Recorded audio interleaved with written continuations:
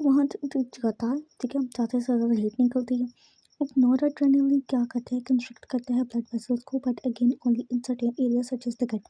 गट में ब्लड का फ्लो कम करता है ताकि ब्लड यहाँ पर कम से कम आए, ठीक है, ब्लड यहाँ पर कम से कम आए, और ब्लड जब ज़्यादा से ज़्यादा स्केलेटल मसल में जाए, स्केलेटल मसल में ज़्यादा से ज़्यादा ब्लड जाएगा तो स्ट्रेस कंडीशन में हमें आपको याद होगा हमारे पास थायरोक्सिन भी आता है। थायरोक्सिन मेटाबॉलिक हीट ज़्यादा कर देता है, मेटाबॉलिक प्रोसेस में हीट ज़्यादा प्रोड्यूस होती है, तो स्ट्रेस में हीट ज़्यादा होती है, ठीक है। तो एड्रेनलिन क्या करते हैं कि हीट लॉस कराता है ताकि बहुत ज़्यादा बॉडी वार्म अप ना हो जाए, तो स्केलेटल मसल में जाता है ताकि वहाँ से हीट का वो रेडिएट हो, बाहर को जाए, ठीक है।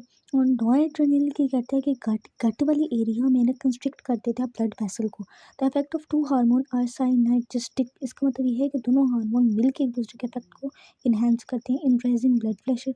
अब ये दोनों काम सिनर्जिस्टिकली करते हैं, क्या तीन तीन काम आई थिंक 3 to 4 काम है जो ये मिलके करते हैं। एक रेजिंग ब्लड प्रेशर, देखो जैसे यहाँ पे कंस्ट्रक्ट कर दिया ब्लड वेसल्स को, तो ब्लड प्रेशर बढ़ा दिया। फिर एड्रेनलिन और नर्व क्या करते हैं, promote the release of glucose from liver glycogen, ठीक है, ग्लाइकोलाइसिस करते हैं, ठीक है। Reinforce the effect of sympathetic system, और सिंपैथेटिक सिस्टम के वो को रीइंफोर्स करते हैं। उसके बाद कहते हैं कि रेयरली फाउंड, बड़े मुश्किल से पाया जाता है इन एक्सेस, अगर इसकी क्वांटिटी ज़्यादा हो जाए तो क्या होता है, this hormone lead to abnormally high blood pressure, तो हमारा ब्लड प्रेशर बहुत ज़्यादा हाई हो जाता है।